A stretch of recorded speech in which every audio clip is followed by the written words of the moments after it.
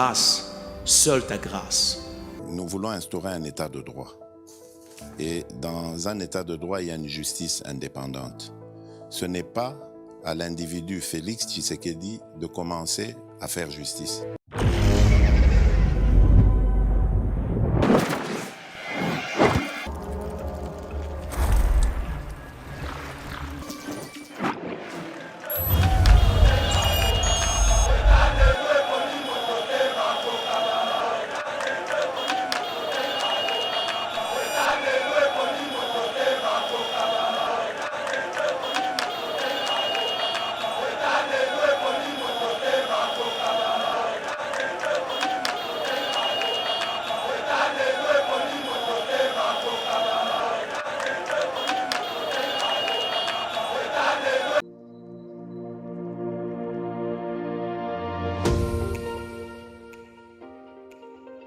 La République démocratique du Congo est un géant au cœur de l'Afrique.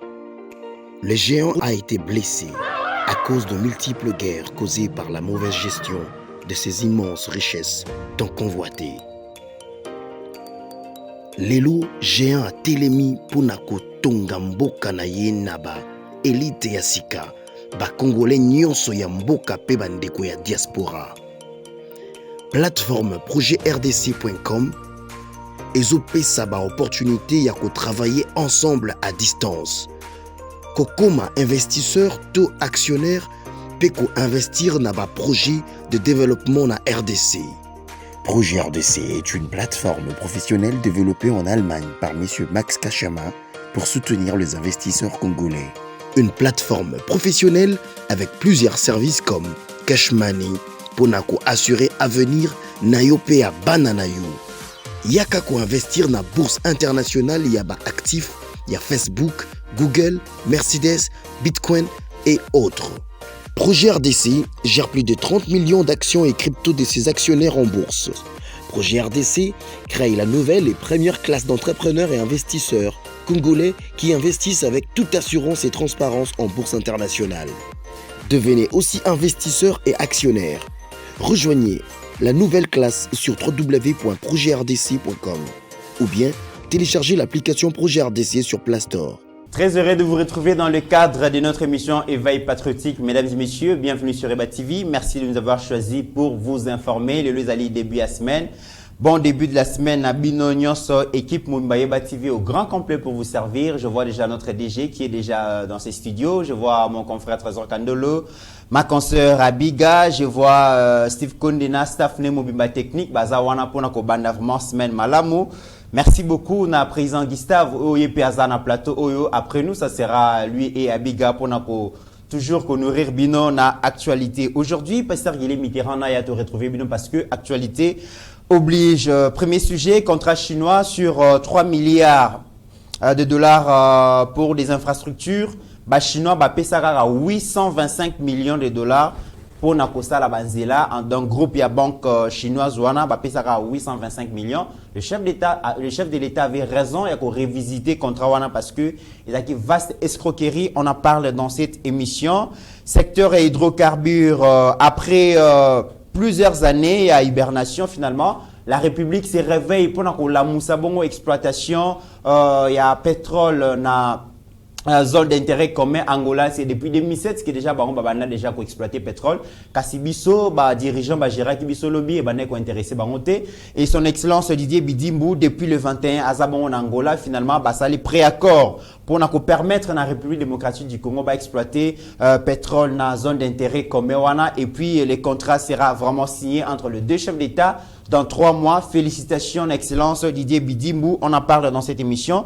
Détournement au ministère des Sports, IGF fait le point. Kassi, ministre des Sports, Serge Condé, il y a le biais vaste aventure, le biais IGF atika populisme, il détourne mes alités, tentative à détourner mes alités, mais finalement, qu'est-ce qui se passe? Donc, le bilan, on a 4 émissions, baisse des prix des surgelés. Bientôt, le gouvernement congolais va inonder les marchés avec 27 300 tonnes et à poisson chinchard.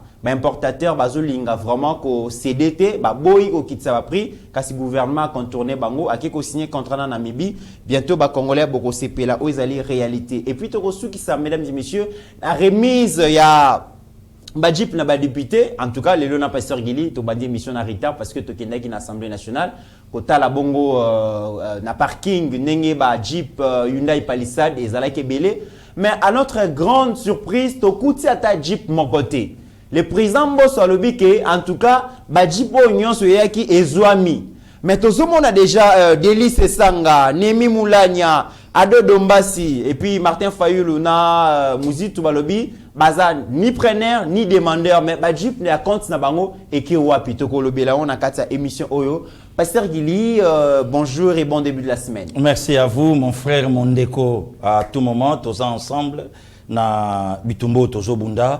Bonjour bonsoir na bandeko nyonso bazolanda biso à commencer par bandeko to na ba on a kata studio le maximum de respect na président Gustave Lutumba donc génération montante ya IDPS Salobi donc mais c'est très intelligent oyo ba faculté za ko fongwama donc ngai kutu nazo senga même atana mokonza mboka azo ebonga moko na ba nomination zo sala malobi pour na ba mandataire. Très bien. Donc les lotang ba loba ke IDPS batamaye les bazate na lobi na ba te belé ba se trompaka. Soko kiti même atana génération où ils en assez boko kuta vraiment mais tout ezali mais IDPS e banda na vision ya lit. Donc ba te belé IDPS e banda na bikité IDPS e banda na revendication na lit. Ya romoni ba te belé ba comprenant nzela IDPS te. O mikolo na IDPS trouble kimezate IDPS za parti etikala ko vanda jamais na kimia batu bakoti na ba dossier ba bimi ba kei te on a IDPS te IDPS a pyramide renversée ba moni clarté ba lobby donc ba bande la bongo vision ya IDPS yango wana nous c'est le show to moni clarté to lobby to saliboité donc c'est ça ya moni sko tonga ba kanisa ka bongo ba kanisa ke mitu ezate oh ba koyoka batu ko ba Gustave Lutumba ba président René aussi ba Bécholé donc ozo senti que génération o ezoya na mandat mokonza mboka o ezoya na 2023 en tout cas bagarre on a dit bato ba ko chapeauter très bien donc voilà merci na présence à DG na yebaka mokonzi nanga surtout net lelo soko moni ele en costume c'est que mit na ça déjà bien vous avez déjà aussi on a problème na yo surtout dans ayeka ba bengi ingénieur Eric Moudiala na yebi nenga bengela Eric ya la poème carburant te pour carburant déjà putaki yango très bien DG en tout cas avec tout le respect. Merci beaucoup na HD les grands génies très bien Sala Kitoko donc l'homme en cowboy donc au senti que donc ya nanga deni kamba isoka ye akuta na pesco na konde donc yeka tem tabeta ango très bien donc ingénieur Eric merci beaucoup mon petit de papa tout ça toujours ensemble donc Abakouk toujours à son poste Trésor Kandolo donc voilà on est là des commis tous ali. Très bien. Mon déjà avec tous les respects, ce qu'on a bureau non déjà, et voilà, c'était juste pour alimenter des donc moi ambiance à plateau. Pasteur Gili, avant tout sujet oyo na outil ko énuméré, il y a un problème na RVA. Un problème sérieux na RVA. Je rappelle que DG à RVA Abdallah Bilenge azana prison centrale ya Makala à cause de détournement akanga pour na détournement na lingala kimuyibi voilà yango nazo senga ke à chaque fois que mutu bakangie ba juger ba condamner pour na muyibi et sengeli to salela ye ba banderole to salela ba affiche munene to présenter na ba congolais que bato bazali ko empêcher biso to zo ba nzela ba école ba hôpital malonga ezali bango. Pasteur Gili Abdallah na staff na mobimba en tout cas ba yiba mbongo ya RVA sérieusement des présomptions d'innocence des sociétés pour juger ça là donc il fallait condamner bango yiba mbongo sérieusement. Je me rappelle na dossier wana ce qui totali kaka ba enquête bo dit tu es salement na entreprise na pardon na direction ya aéroport ya Njiliawa 30 millions de dollars et liama surtout que na Lubumbashi c'est 5 millions na Goma n'en parlons même pas ba te quand même ba patrimoine ya aéroport ya Goma mais il y a un problème. PCA Oaza actuel actuellement en fonction bienvenue Liota Oaza likabiliste parce que aboya kokota bongo na union sacrée. Tant na RVA akutaki ba makambuleka kebele tant ba suspendre bongo Bilenge Abdallah ba noma ki bongo intérimaire moko je pense comme on a Pambo asali Pambo asali 6 mois Pasteur Gili na 6 mois à Sali, na 3 mois à Pamba à mobiliser, je vais chercher parce que to boyito krito toko c'est là-bas Makambo, à mobiliser plus de 3 millions de dollars il y a recettes. Na 3 mois à Pamba. Oyo Abdallah na batune basalate. Basalate. Bakoka jamais koko même attend na 3 millions. Très bien. Selon basous nenge biso to nga kopesa bato info. Voilà. Donc tangu bango bayaki, Abdallah tangu azalaki, il a tout détruit. Ba baby tout, ba détournement, ba biloke belé. Or aujourd'hui, déjà mokonza mboka saloba kiango, voilà. Gangrène ya makasi na kata mboka na biso, détournement, corruption. Voilà pourquoi on est même à mokonza mboka akende koluka un oiseau rare. Voilà. Donc messager la ningete a tie place wana pona nini koluka kukanga ba madusu nyonso wana. Très bien. Alors quand monsieur Pambu Pambu est venu, ayaki tout d'abord na vision ya chef de l'État. Le comité au moni ndenge toza sikoyo to se voilà ba faste. Na otolo bango na début ya émission nanga. Oui. Il lui faut bagaro ba na kata parti IDPS. Bato ya mayele. Bakota bazwa bibonga ba di progrès bakota bazwa misala na ba frontière ko contrôler ba biloko nyonso. Pourquoi? Puisque le loyo batu nyonso bazolo ba ke pouvoir eza IDPS. Très bien. Or pouvoir eza IDPS pouvoir eza ya fachi mais to ko kabola mandat na ba acteur politique nyonso na 5 premières années otokuta inango. OK. Donc to partager 2 ans na Kabila bango ba yebi. Et mandat oyo même atatan bat ensemble banda ko lobelango baza pe na part na bango na kati. Très bien. Et sous il y a ensemble transport, il y a ensemble affaires étrangères, il y a bango. Donc le loton basolo baké eza IDPS. Mais quand est-ce que ba va pouvoir eza IDPS? Ba va pouvoir eza IDPS ce qui IDPS a na majorité na parlement ne bango wana eskande ba koloba mais au moment oyo pouvoir eza ya Fachi mais pas ya IDPS. Très bien. Alors voilà. Pasteur Guili. Alors maintenant ce qu'on a comme place wana Soko zuba tulokola ba bienvenue Liota. En fait, na régime oyo démocratie ezo tourner vraiment. Et ça moussa nango. Mais kobo ya koya na union sacrée, eza déjà ko s'opposer na mokonza mboka na vision na yi. Eza déjà ko telemela. Parce que union seulement na vision mokonza mboka. Maintenant ce que tomba Liota bakota ki ba yebi que non, union sacrée ba koya te, ba yebi question des kabylistes vrai. Très bien. Maintenant il est là. Ba désordre lelo na kata RVA lelo yo tangu bakanga Abdallah Kenda na suite na Pambu Pambu eveni a structurer ba données a senga même na mokonza mboka dérogation à ça la mise en place. Voilà. Et bande ko ba agent RVA ba bi mise en place à ça là qui yango permettra ki na 3 mois ba réaliser plus de 3 millions de dollars. Plus de 3 millions. En décembre année les kakaona en tout cas a instauré social le peuple d'abord na RVA. Ba CP là ba bazala très content.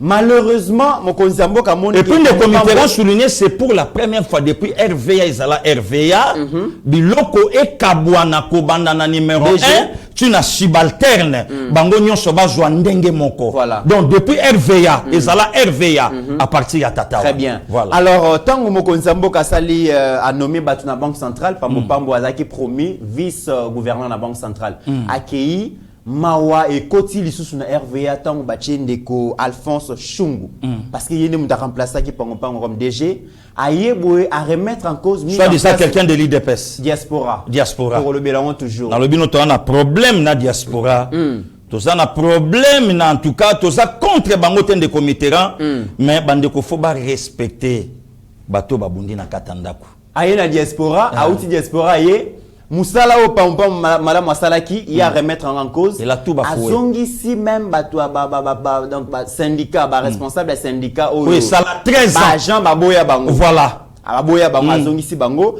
ati ba directeur ya Goma na ya Kinshasa au bateau ba contribuer à détruire RVA parce que aujourd'hui tant que tozali komona quand même que des ordres zali ko lekana RVA alors que zali surtout sur le plan sécuritaire moko zali kakawana bakonzi ba étranger ba lekana na RVA désordre za na RVA to voyageur na ba DG na ba Konde organisation ezalité na aéroport Anjili et monsieur Alphonse Chungu makambo azali ko sala ba agent nyonso bazali ko rejeter en bloc gestion gestion moko opaque ba instaurer corruption ba instaurer détournement et il y a un projet il y a 45 millions de dollars il y a Equity Bank. Oyo donc Pampan a signé un contrat na bango qui va payer ça 45 millions. Voilà. Batinda ba agent ya RVA na retraite et puis permettre que makambo ya santé na bango aéroport à Bujima et basala à remettre en cause aujourd'hui. tant déjà tous allez comme on a mis en place il y a mandataire ils allaient quoi pasteur Gili est-ce que batu ya boif sengeli batika la kaka non de komitera ngai kutu na osenga na mokonza mboka puisque mokonzi basenga kaye ba obligaka ete na kosenga même na mokonza mboka le plus tôt possible équipe wana nyonso o eza dirigé na monsieur Alphonse Chungu bakenon mo mokeli PCA Liota et il y a un directeur à cabinet et un ministre à portefeuille. Oui, il y a ministre à complot wana contre le peuple d'abord na RVA. Voilà, pourquoi au moni RVA eza berceau il y a pouvoir à chef de l'État eza nzela o ya kendaka voit à rien na mokonza mboka jamais cause à l'insécurité jamais cause à la na ba épine jamais cause à la na ba mouton noir ouais le bana ngata CG ouais mouton noir à bombami mais c'est un mouton donc jamais ba koy cause à la ndeko Mitterrand comment voulez-vous ba syndicat ba sala 13 ans kuna élection za la raté il y a raté il y a combien père parti état on ne va défendre ba gens comme ko défendre ba comme ko défendre ba détourneur pourquoi puisque bango nde bato basimbi bango bango nde bato basimbi bango voilà pourquoi lelo nga passé Gili nde komiti musala na ngeza kolobela mboka nga passé Gili na osenga na mokonza mboka à revoir tout ce qui se passe lelo na kati ya RVA na gestion nango na makambo ezo salama aujourd'hui 6 mois impayement rentrer se pointe d'ici 4 matin à l'horizon même à taba frais oh lelo oyebi nde komiti biso to fandaka omoni papa ya jubino nyonso ale to kende ville et ngelo ba ke masango eteli na masango eteli papa ke bo meki ba ketch ba oya basi ba blues ba biga wana nyonso wana moi jipa meki bino na bozo ya nango sikoyo don net lelo lendi makanise komika ke ba mardi ba jeudi ezalate lendi mala moto kende chiki mais comment voulez-vous ba boti bazakuna même à temps mamba rentrer et l'obamité 6 mois paiement yebisanga est-ce que vision ya mokonza mboka et fandi na kata RVA ou bien bazaona le losko pona ko déstabiliser vision ya chef de l'état mais sans le savoir. Très bien, voilà donc il a dossier wana mais ils a quand même malamute so otali directeur intérimaire ya Njili madame Ochudi makamozali ko leka kuna ba Jean bazali ko sepela de komiti ngai kutu personnellement na leadership le lonko la pesibiso na ninga vraiment ko beta mamba bikolo te puisque moi je défends le Congo. OK. Moi je défends le Congo. Donc ngai moko na lati 450 tribus il y a République démocratique du Congo, oh lelo na Congo na katanzoto. Donc nazo defa, il y a un na kama ba tunsuto balobaka. Mais ndeni yaza mutakoto yo, aolobe la koto yo. Biso to koli na Congo na biloko wana. Ba dossier go passe to kotina nte hein. Voilà. Ngai passé gili na ngakota mais na ngai sko na yebisa mokonza mboka. Aluka vérifier ka quelqu'un. Oh lelo ça nommé par le chef de l'État. Oh ya zolo bakeno ekolo ekosala le côté, ngai fona tse ekolo na ngape il est soutenu par un ministre pourquoi puisque baza de même écolo non nga passé gili eloko ani rolekate donc na koki na pe na tangue école ngwa wate mais tant on a lobby même ata bango moko na kati ba comprendre que non mutoyo a dû biso d'information na kati yango lobi ba biloko donc kolongola mutoyo akokoza la tribu moko par rapport ya vision na ye yo che o ya yo pona nini bon et ça la moi trio o ya aéroport o ya ministère nanga comme ça et betake loko moko wana ekosimbate. Très bien, j'interpelle maintenant les chefs de l'État staff nyonso ba konzamboka ba mekaba révolte qu'est-ce qui se passe au fait na RVA na yoki passer Gilia lobby binosko boya boye bisanga mais on na yoki zayango. Très bien, mesdames et messieurs, aéroport surtout international les ali porte d'entrée.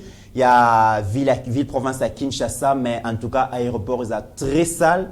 Des organisations Zamakasi bah voyageurs bah kosa makambango morote. Et puis le comité c'est qui est bizarre. À combien plus forte raison une autorité au comité dans Lubumbashi pour parler na moi groupe ya bato o yozo diriger amike aucun de kotanga combo ya autorité lokola Jean-Pierre Bemba na ba intervention na yo bato nyonso ba ebi lelo les acquis de ces morts judiciaires jugement bato nyonso ba ebi lelo valeur ya Jean-Pierre Bemba qui représente Bemba lelo na katamboka na biso il n'est pas le moindre donc na bactère politique à makasi lelo Jean-Pierre Bemba et aujourd'hui azana c'est à vision mokonza mboka tango zolo baba biloko zo tanga combo ya mutu il faut oyeba ozotanga ndenge nini eza dossier moko judiciaire kombo ya Bembe koti na makambo wana comment voilà encore très bien yango to kosenga ke président conseil d'administration ya RVA DG ya RVA ba directeur musu bati basabat bazo travailler na vision mokonzi te faut ko tia bango mupanzi.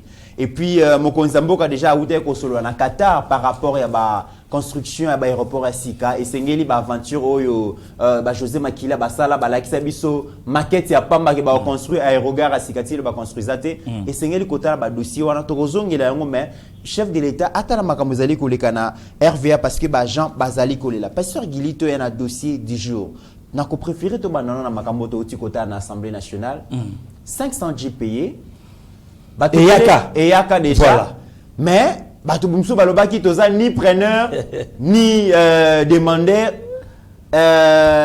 on se pose des questions 500 GPA qui est na parking ya parlement l'Assemblée nationale to kenayo to moni ata jeep mokote président Bosso alobi ba 500 GPA qui wana nyonso ezwami mais tozo mona Denis Sanga tozo mona Martin Fayulu Adolphe Muzitu tozo mona Adon Ndombasi balobi bango batikala ko senga jeep te bakozwa pe jeep te et concerné bango te ezali fruit ya corruption nemi moulanya pe alobi azuite mais la question que je me pose pasteur Gili la question que je me pose ba jeep na bango eke wapi parce que na parking ya Assemblée nationale ezate de comitera matondo na yo nana lingaki ba jeep si la poto betali solo yo pourtant ngo tikala ki moi 7 personnes monon bazuite OK tango tikala ki moi 5 personnes monon bazuite tango tikala ki 2 personnes monon bazuite parce que tango ma parking etikali polele na yoki masinga ebendami ngabi bon de comité tokita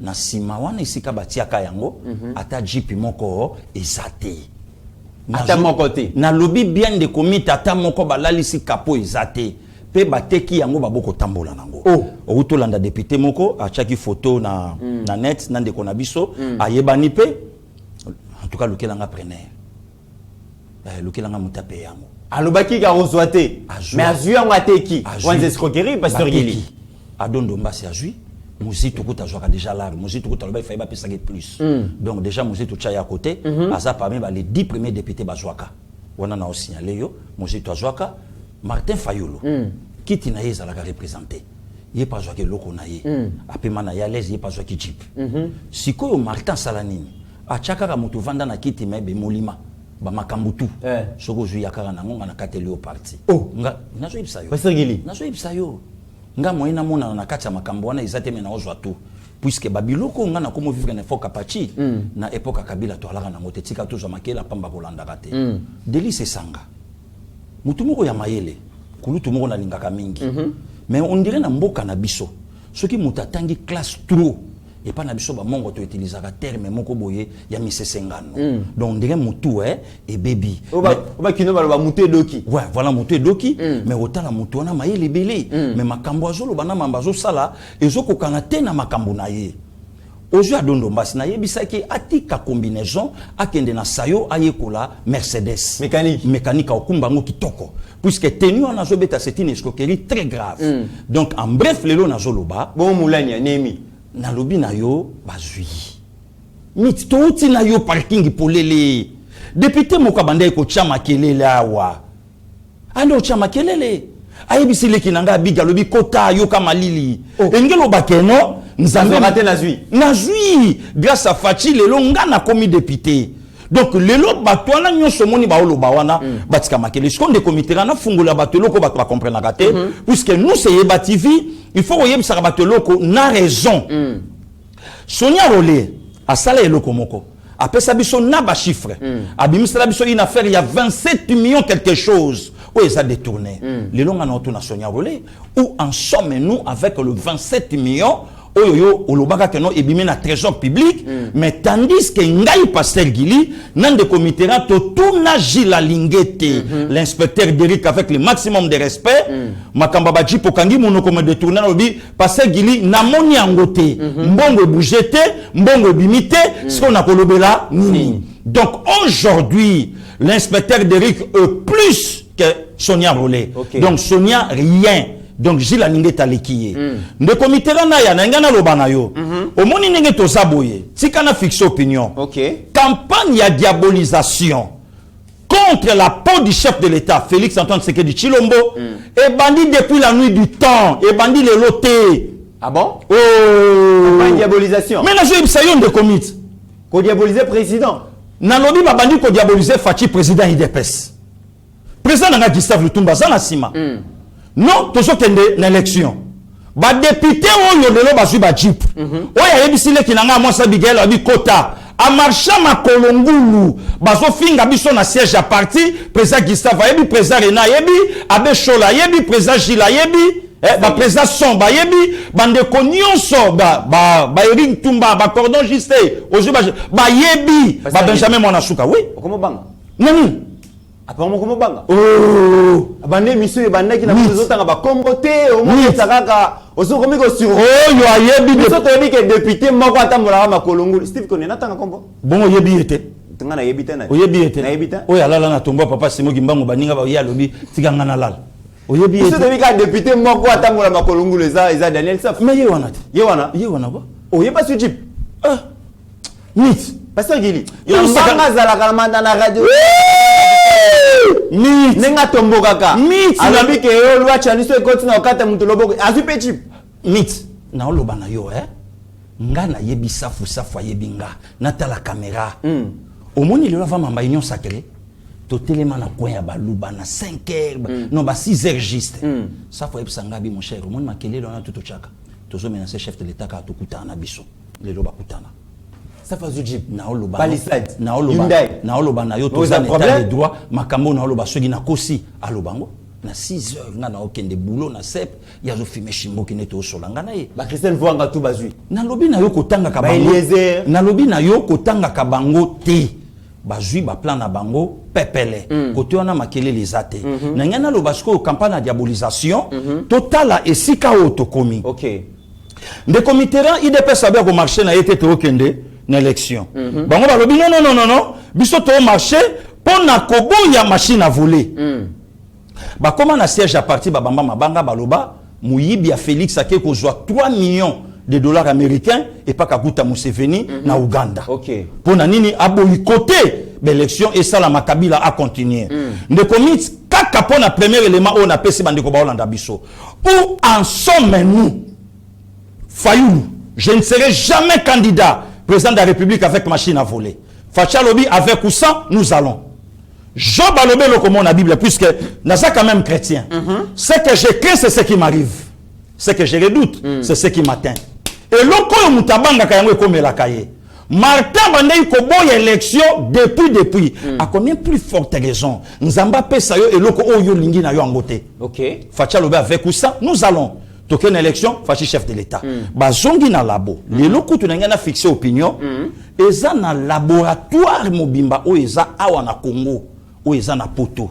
O ba vanda ka baluka ka comment ba ko déstabiliser et loko mo ya malamu tango ebimi ba bimse loko mo ya mabepo et étouffé. Oh pasteur Gili. Na so ibso. Mais ba ko gagner nini? Ce que ça loko mo ya malamu zo salema pour que Congo kende liboso ba ngba lingité ba ko gagner nini? De comité vous est-ce que ça peut salir président Félix? Vous pensez salir ba congolais? Vous pensez que Fachi c'est un idiot? Vous pensez que non? Az imbécile. Tango alobi non. Il y a de pères et de mères qui ont détruit ces pays. Oui. Alobi a pas bête la katumbi maboko. Bato faut pas comprendre ka langage politique. Apparemment pas comprendre ka président te tango lobaba. Na lobi na yo. Habité maloba kizala makasi to ndengeni. Te de committeran au moni politique. Na IDPS. Ça je te dis vrai. Bato belé bazawana baby mambo to loba. À décevoir ba congolais président pasteur Gili. J'arrive. Tant mo konzambo ka lobi ke aza sûreté que le loi wane ko servir république parce que ces dernières années bato ba bomimbo ke zape ba congolais de pères et de mères à décevoir loi chani bato ba yamba ki ngo vraiment na esengo makasi mais président tranché. De committeran na zoya. To comme une élection. Ba konza parti bazolandanga. Ba koti na labo. Ba ke vanda babi le kola moto alimeta gagné et le koni biso to ko bimisa sikoyo même Martin Fayoulou ayeba ke Fachi muta gagné ba élection oh na je sofi même Martin Fayoulou ayebi comité na ya na oloba na yo monde zolanda biso sikoyo Martin Fayoulou ayebi ke Fachi muta gagné na lobi na yo na yebi ba résultat na ngai ko banda année na bandi classe na sana ngona mutu ti lelo na bandi première primaire na Saint-Pédis d'Engiri et P8. Année scolaire 79-80. Na les 3 trimestres na bima 4e nazana ngona muto. Pour la première fois na bima primaire de la classe na 3e primaire na 1983 na sala 86%. Nazana de vénément tout na mutu disparition ba parents nanga nazana ngona mutu tilelo. A combien plus forte raison elo que le kilobi Martin Fayoulou a ko brandir ba preuve que non voilà ce que moi j'ai fait. Comme résultat. La preuve te Nazana ngote au bon makenda justice ndengeni. Na lobi un incohérent. Un incohérent. Makenda tina justice. Mamembe na preuve lune. Ndeko Mitterrand azala na ngote. Ngana zana belema, c'est pas pour rien dans le barakeno. IDP sélection politique, on a combattre na même Fayoulou na débat contradictoire. Ah, Pasteur Geli. Au commission ko luka débat contradictoire. Na so luka yango na combattre ye, pourquoi puisque ngana zana belema na ko clouer na ko zoma loba oyo mokonza mboka loba na premier voyage diplomatique na ye na Angola et pas Lorenzo. Aloba nini? Lorenzo a tout nié. Alobi, j'étais derrière Eduardo. J'ai vu Maréchal Mobutu.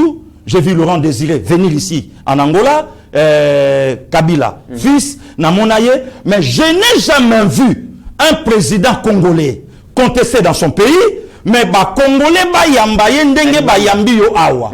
Voilà la réponse du chef de l'État. Moi j'avais tous mes résultats en main. J'attendais que mon challenger a brandir pe ba prévenaye.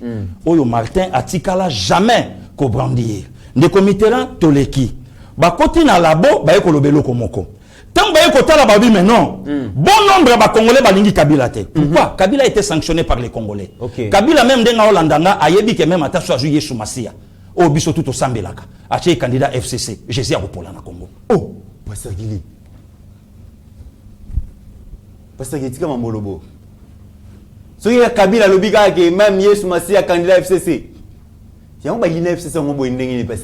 lobi na yo soka vu même Jésus na tangi ba Abraham te po ba bana biso na ba Abraham to andengi moko na ju ye moko grand prêtre Jésus aye vraiment na soutani na ba sandal pour akiti nango na ba sandal na ba sete ngai candidat FCC bo voter ngai facha ko battre Jésus donc FCC bat balingi ko yo kangote na Congo na zo yibisa yo mamba solo ndeko Mitterrand si comme Martin Salini ba koti na labo ezana laboratoire mobimba oye lukaka ba via batu na mabe babi boto sandeni tobeta fachi Kabila mutanome lokola ba travailler sans ba se rendre compte que non Kabila te ou bien fachi te muta négocier ba travailler na Kabila mais c'est la constitution de mon pays oyo Kabila a ataya sur mesure pour battre la ye que non muto ya kozwa majorité ye muta koza la premier ministre puis ye muta former gouvernement voilà pourquoi sika na boycota même bato INC omoni Bili Kambale na clouaye na cloua Bili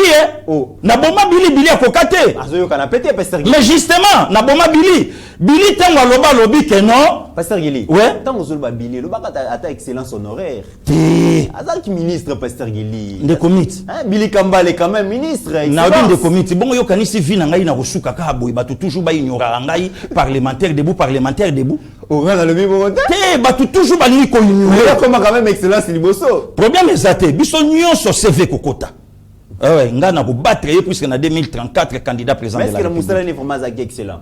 Na lobby na coalition pe nazoya de comité la coalition pe c'est ba chance loko pamba voilà le loyo na comment il place ni autant ozobeta lisolo ya balabo wana balabo bakoti bafandi ba oui bon to bete loko moko boye to yebisa opinion international national que Fachi a été nommé so ba ba chetembe ba ko lo batala kutu azoko kata o sala boite mais coalition y est dans la constitution. Fachi a pris le pouvoir sans majorité. Voilà pourquoi maintenant j'interpelle l'IDPS, mon parti. Toyebi qui a un pouvoir suprême, tous en abisso déjà. Mais c'est le moment. C'est le moment ba kambia parti. Ba banda déjà ko travailler comment to ko majorité. Na 2023 poto kende nango tina suka. C'est ça. Le comité là ba fandi ba lobi OK to kende nango. Oh! Fachi a la majorité te. Et si qu'est-ce qu'on attaque à bato INC. Tant ou bino bon négocier na Nairobi. Bon négocier na Nairobi que non voilà ndenge toza boye Fachi premier ministre à la président de la République, la premier ministre et puis 5 ans après, il y a comme premier ministre la président. Mais non, l'accord a été bafoué par les deux autres personnalités à partir de Nairobi. Et le long n'a confirmé Batou. Ce n'est pas Vital Kamerhe le patron de l'accord. Le patron de l'accord à Nairobi, de mémoire, le vieux Gilbert Mundela. Ok. Le vieux Gilbert Mundela. Le patron de l'accord à Nairobi. L'accord, on pasteur Guilly et le Bamaraté. Tozela bon va publier accord FCC Cash et Yate. Tozela va publier nomination et Fachi par Kabila et Yate. Accord il y a Nairobi. Le comité Sikana Beta, donc les algos au bout dans l'école primaire, grand frère noyé, bien petit frère de fond a gagné. Donc on a l'émission présente ça, donc Fayo Kana. Voilà. Donc au moment de l'automne, ma Kambouana et Salami, Baye, Vital Kamerhe à comprendre que non, tous en majorité, mais tous eu pouvoir. Accord et quoi? Et s'il est déchiré, bah pas soli yango. Et si babandi chantage, Makambo tout Fachi est victorieux, Fachi c'est le Congo, Fachi c'est le peuple, ce n'est même pas l'IDPS. Ah non, c'est Kabila qui contrôle. Non, c'est Kabila qui dirige. Lélo, n'a pas regretté même à Titi Dakulu Tunanga Franky Diongo. Je regrette beaucoup. Comment qu'on regretté? Oui, on a regretté. Na ba sortie médiatique. Il y a grand frère. Tes meilleurs hommes ont la clarté. On dirait le peuple d'abord wana oyo abandeko kanisa yangote d'après. Ndekomit mutu na mutu akofutama na ndenge na ye. Pona kulutu Franky Diongo mandat Fachi za récite total. Et si Kabayeba soki Fachi za chef de l'État, honorable Franky Diongo bima prison totale. Prisonnier à Joseph Kabila. OK. Bisonyo sonné to sabo to luka damage te. Même atandenge damage zo na ngobele. Eza na batu ba olia na bango bien na ba famille na bango. Mais ça n'a pas tout le monde qui a justice c'est bon à makamone simba. On se comprend. Donc pour na ye Congo et bongi. Pour na ye Congo et bongi. Oyebi soni oyo mokonza mboka à Viva le 2 mars 2019 ne changeait to zalana yo. Dans une dizaine de jours, ba prisonnier politique ba robima. À l'époque, ministre de la justice vient nanga Alexis Tambwe Mwamba. Pour la qui sabino que Makambo Martin Jolo Babiso Bato Pesaye a joué avion de Kinshasa Kindu. Il fallait l'institution président de la République Zelaye. Allez-y comprendre un peu. Alexis Tambwe Mwamba. 10 jours et coquille, allez mboke bandi Oganga. Eh Fachi toloba kanini ba nomeye wana banani bakobima Franky Diongo nakati. Badio Mindongala. Voilà Badio Mindongala nakati. Naza parmi batu na bande ko sola na kulutu banda na boloko tina ndenge toke ko joyer ba présage Gilles ba présage Jacob de mémoire oyo apport ya IDPS dans l'équipe la Souana. Donc il y a sa preuve donc vivante il y a état des droits. Mais justement dans ataya kondimate que changement zali mais changement za ye moko ko bimanaye. Ne commit eloko zo mabiso ba imboka motema mabi. Nazoyi bisayo Congola za na poema nzalate j'assume mes mots. Congola na poema nzalate Congola na problème ya recyclage à mutu. Oh mais nazoyi bisayo ne comité là. Pasteur Gili. Kabila kutu soit ça 18 ans encore ko transformer ba congolais te biso ba oyo ne na 2 ans président Félix a transport a changé biso. Mais na lobi lo kanisi mutu nani Alain Bolochoa. Alain Bolochoa ça na poema nzalate. Allez bon choisir un point de recyclage à Moutou. Oh. Nalobi lelo na mboka na biso résistance au soutenir opposant. Lelo na mboka na biso. Alain Kabiliste. Nalobi résistant à soutenir opposant. Alain Bolochoa kabiliste, lelo Alain Bolochoa à soutenir un opposant. Un opposant c'est qui? C'est quelqu'un qui reconnaît les institutions du pays. Mazo Bundisango selon constitution. Mais un résistant c'est qui? C'est quelqu'un qui a reconnaître l'autre côté, a renversé même pouvoir Sikolo Kaka. Voilà. De comité là Makambweleki batu ba yebite que le gouvernement fait ça la Makabila. Pourquoi Kabila? Puisque Kabila mutaza majoritaire na parlement tant bien que mal. Fachi Patin. Fayoulo eko ministre la biso vocabulaire oh na science politique balobi na biso pour affaiblir l'adversaire na yo il faut utiliser les gros mots de comité ratikana ya puisque na obeta na boule ke bakangaye a comme un prisonnier politique non et ça là même ata yango idée na yo ça bien mais à affaiblir le chef de l'état et Sabato naza pensionnaire football na betiba les mingi na bomo na ngai total la coupe du monde il y a Italie France 2006 Zidane a Materazzi va discuter. Ce bateau va telle vidéo on a ba remona que Zidane a baluki na bandio songa na camp pour son ballon. Mais Materazzi a bétaillé le komoko o ti le bateau ba yebaka le passer Gilia au bango. Materazzi a bétaillé. Materazzi a finga Zidane. Puis il y a sœur na ye. Zidane a baluki a tuna nini. coup de tête mbala moko. Or Zidane a boya pour répondre même Chirac. Chirac a tunaye aloba non Zidane a boya. Ba tuna Materazzi a boya.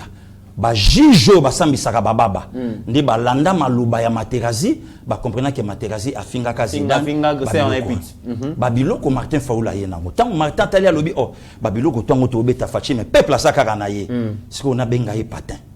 Na benga placebo, na benga marionnette. Marionnette c'est plus qu'un imbécile. Pour affaiblir président. Ouais. Donc, opinion. Voilà, donc c'est plus qu'un imbécile. Muto zo benga une marionnette, moi n'etien seke de Amulumba. Donc marionnette ba matirin oyo wano mona nzela ba binisaka. Donc ingelo ba ke Kabila simbi azo binisa. Dans mouvement nos unions ça allait dépendre na mouvement. Ils dépendre. On téléguider. Maintenant où en sommes nous? Na ba propos ya cardinal Ambongo. Je demande au président de la République de s'émanciper. Le nôtre zawapi ambongo sa la déclaration té où en sommes nous na ba propos ya Martin Fayoulou nazo senga na frère nanga et o ya senga kana frère na frère na salango plus que sa demande le nôtre zap avec Martin Fayoulou diabolisation et bandit donc makambo te ko vivre le loti te ko vivre c'est pas du nouveau donc comment ni kaka lelo congolais zo beloko o salate ndekomi tazo ba biloko mo ya pamba to vandi na katamboka na biso makelele ngoke bimi ya Eliane Boufano. Makelele bimie. Le loto zawapi. Le révérend pasteur Moïse Zimbi, avec tous les respects, consacré le numéro 1 de Cité Bethel sous l'onction de ses pères. Le loazotea. Où est Eliane? Où est comment qui même mata d'information Eliane. Ne committera le loto zawapi na gege. Ouais, zalaki na ba téléphone na batu yoka gege. Le loto zawapi na gege. Ne commit où en sommes-nous nani le lozo soutenir Mami Chibola. Le loto zawapi. Pourquoi Mami Chibola? C'est pour la première fois dans l'histoire de mon pays un citoyen congolais avec Pascal Mukuna a joué plein temps qu'elle ne déposé par Bazouzi pour interpeller l'ancien chef de l'État au du nouveau na Congo. Vous encourager. Voilà, tangwake makambo na ebisho bato bakoti labo batali babi eloko exemplaire ba congolais ba olobelango libanda et puis mukuna ngala musa CPI. To créer dossier. To ça nini? To créer dossier ya Mami Chibola. Wapi le dossier skatoza na Mami Chibola. Peniel Samba. Papa, Lelo, l'homme dédié. Pasteur Mike Kalambayi. Rajabu, Yamwane Zokende. Du nouveau Namboka Nabiso. Donc, Congo, tu es spécialiste dans créer les baninga Bamakam. Je connais bien mon pays. Na yebimbo kananga. Congola betali solo di Maman Martha Boti Fachite. Congola bimisi li solo na audio mungonga Maman Martha, mais c'est pas la personne de Maman Martha. Tel niveau il y a sorcellerie, tel niveau il y a malédiction. Congola zo betali solo mutu connaît quand même yemoko. Mais Congola ko iko betali solo te comment tokoki ko bouger constitution na biso to zonga na régime tolongwa na régime semi-présidentiel tokota na régime présidentiel là où le président règne gouverne. Congola betamaswa comment voulez-vous un journaliste politique pour la première fois dans l'histoire de la carrière naie à ça la 35K émission pour parler na ba bêtise ou elobami na réseaux sociaux. Si je me 3 émissions, pour écouter ça là. Pour écouter ça 35K. Journaliste de son état, yoka français belé, azo yambelango pe batu. Je connais bien mon pays. Même à Tanengetoza, babetse lokomoko, mutuana soi-disant opposant, puisque comme on a opposant, batu faut baye bakeba longolango lelo. Jusqu'à la preuve du contraire. Après Papa Etienne, phénomène en monanité. Pasteur, il m'a créé sous la voie créée le Kobarobi Mikolo, la monnaie Zoïnda dans les réseaux sociaux. Mon Konzambo a plus de 10 voyages, hasard reçu dans la Maison Blanche.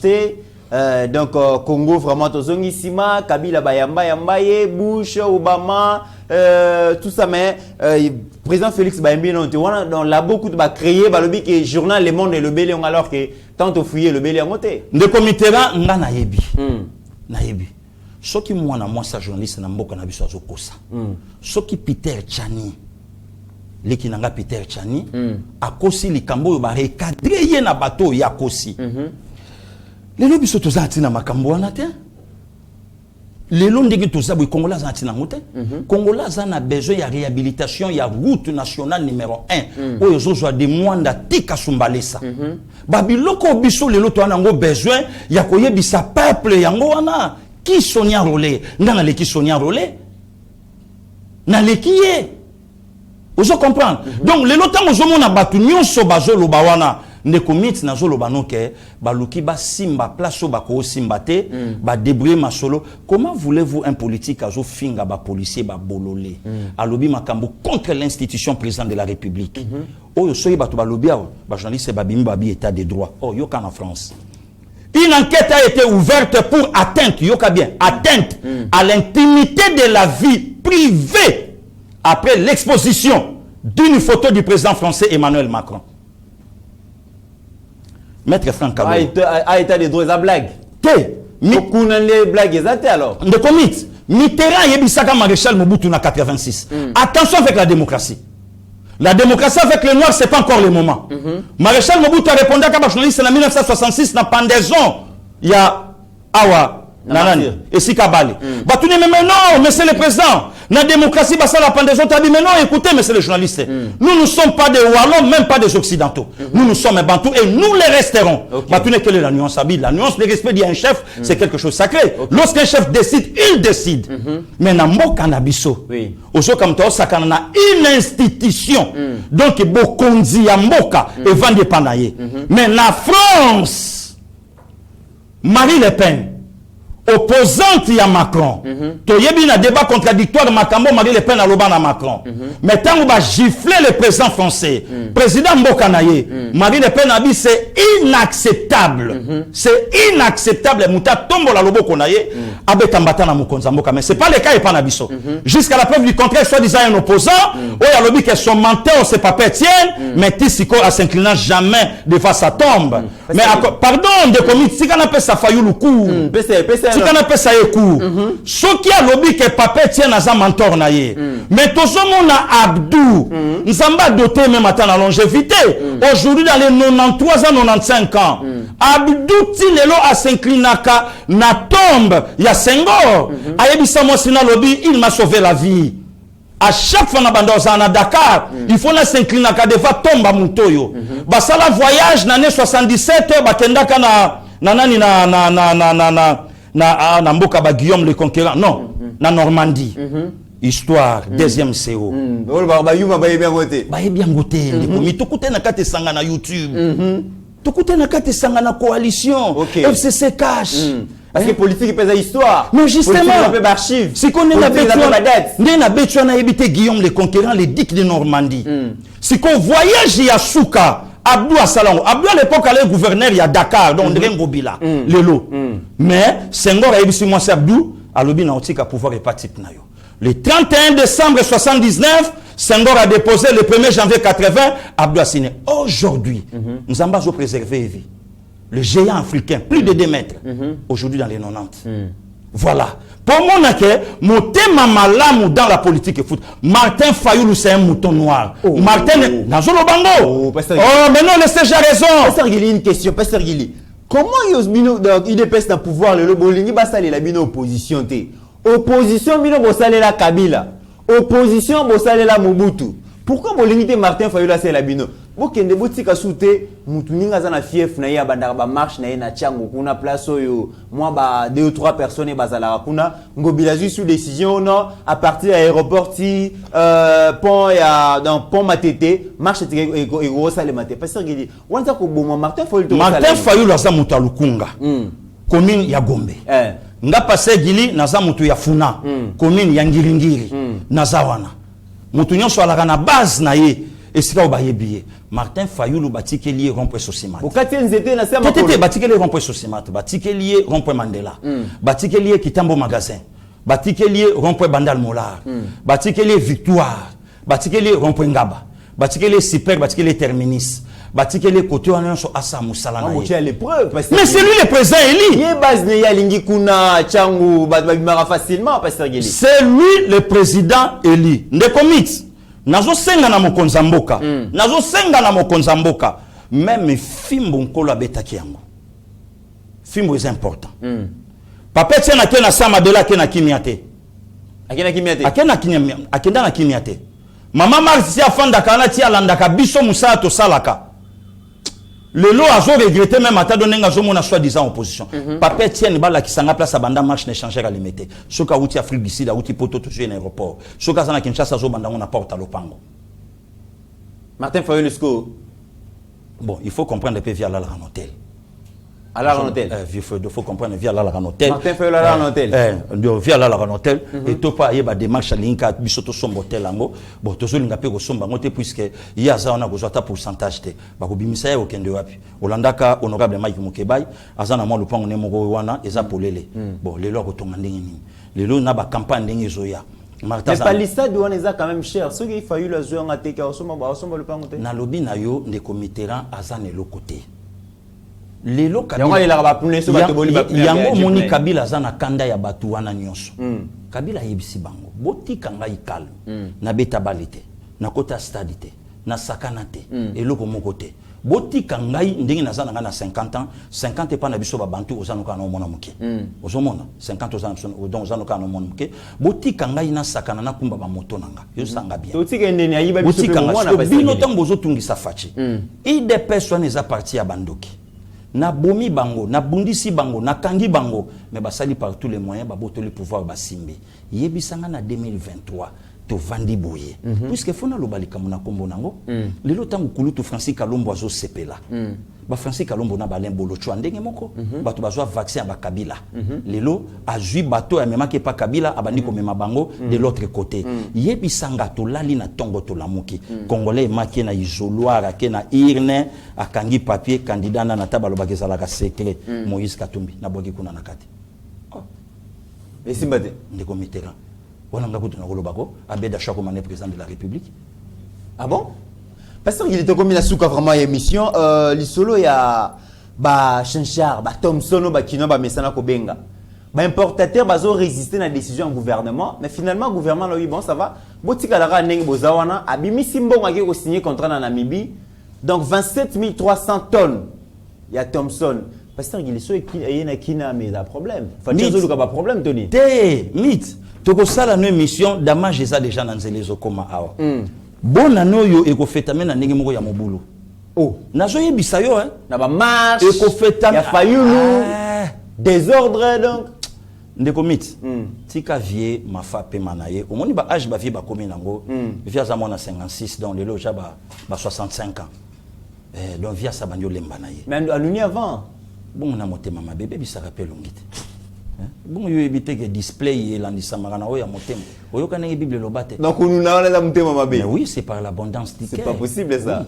Donc elongi ezalaka reflet. Mobutu azo yebisa ni wazo komele lettre en 1975, vient na Jean-Paul ni wazana 20 ans. Ayebisa bi Jean-Paul mon fils bien-aimé.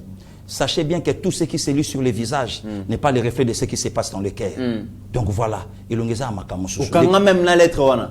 Ndeko mythe nazolo bana. Vous avez la mémoire il faut parce que ndeko Mitterrand omoni bayuma tokutani na bango mais c'est Chilombo zo moto lokole pengi. Zo petio boyini ko mayengel yango moni magistrature. Pas problème là-bas apparemment. Oui. Oh, oui. Vous avez un problème là-bas? Oui, oui. Problème ni. Bazan impolitesse notoire. Bazan impolitesse notoire, il y a on a télémé. Oh, de le baranande ko kanul insuffisance éducationnelle. Ouais. Joa montoloko la petio niko. Yango moni même ata avocature baby. Mutazo manquer respect même na père politique na yi vient na Frank Diongo. Azo manquer respect. C'est que Bill Clinton kalongi. Bill Clinton tsengo ko dibenda loba. Donc ce qui n'a pas mais mon toi ça finit tata na ye. Bon tata moninga ko to saye. Très bien. Tala ba petit à bongo. Bazano na carrière politique. Soko tuni penge wana. Tokola na yo na commune nini oyo ye directement n'impolitesse notoire. Mais c'est Chilombo, mais c'est Chilombo. Oh, nga siko na lingara Martin Fayulu fort. Na yebisaka Martin Fayulu. Be penge na ba niko balangara yo te. Be penge na ba niko ba olinga lobi ba kota ba député na ndenge na yo ndenge yo pe. Olinga ka papier tienne te, olinga ko sala kombo na sima papier tienne. Nazo linga ye. Oui oui. Neti Kabila. Kabila nga na lingara rais fort. Ponani. Rais Kabange. Nande. Oh, ndeko yo muto tout la gars à chaque fois olinga ye mingi pasteur. Mais kasi nazo lukande boulot siko e pa Rais Kabange pona yebisa ye. Kabange nengo za wana o matao kita. Lokola dossier se côté na CPI. Mundele oya yaka na yo, oya kenda ko lokota yo ndenge balobaka. Akondi mate yo bima na mbongo wane belé. Et ça vérité inde comité. Ah ça la nini kasi. Bakokanga yo photo e banana boma Frank Ngike. Ba bigati lelo balelaka confrère na bango. Ba betaye masasi nuit ya 3 novembre 2005. Na mwasi akufa. Bakoluka batu na yo kora Arma Tungulu ekenda wapi. Bakoluka batu na yo banani ba escalada mira siège à partir des pèses batumba batunga na lelaka bukenti lelo mistananga. Bakoluka batu na yo makambo yumbi. Bakoluka batu na yo 180 fausses communes. Bakoluka batu na yo kama na sample. Nyonso wana dossier ya Kabila. Wana nga siko conseiller na ye. Ozo l'accès déjà danger wa. Wana déjà nazo yebisa ye olinga te. Bakobaka yo. Kabila soki Jean-Pierre Bemba ba bimisa ya ye kotala nzoto papa Bemba Saolona. Pe ba yebise bon. Jean-Pierre Césaire le coquille on doit rentrer. Rentrer où? Ce pays. Ndekomi. Chairman. Tala Chairman. Yebasko Chairman. Bayimoto. Yebasko Chairman. Mundela atalele. Wana skwaza Chairman o ya limbite. Wana za Chairman o. Chairman bakanga ye na fin juin. Papa Bemba kufi le 1er juillet 2009. Siko aye fraîchement baye na ye na matanga. Siko talandi ba ofina vie ba okote ba bikota tukende. Papa batomso ba kukunda ye yo tokei. Kota tokia kokunda makaka. Ba fina vie na ngai uka vie na kataka Kibaimo de la soute ba ok na ye wa ko lela prisonnier wala sko ba ok na car tant yo le ba c'est non c'est la vie courage mais ozo ngara na prison yekuta boma mutu te moto ya tindaka bosise zali ba simba yete bongo sikoyo na reine ya Kabila autant de morts to lo baté ceux batu balobi bongo batu basangani na presse senga pardon yango komi Jésus donc c'est que biso ba congolais au leto senga ka Yesu limbisaka masumu na biso sikoto banda kosambela Kabila limbisaka masumu na biso lokola yo limbisa ya biso ba congolais et comment ma place ni obelinga Kabila minimum mamozolo ba oyo apparemment mais mutu balinga ka balobaka na ye vérité pe batu bakotuna yo Kabila Mobutu aya président de la République journaliste Papa Kasavubu aya président de la République Sango séminariste na Maïdi Mouza ya président de la République Vander ya ba plan tout ya se Amabele Fachi ya président de la République politique Kabila te wana bazo tuna ye mitinga ite wana bazo rappeler ye OK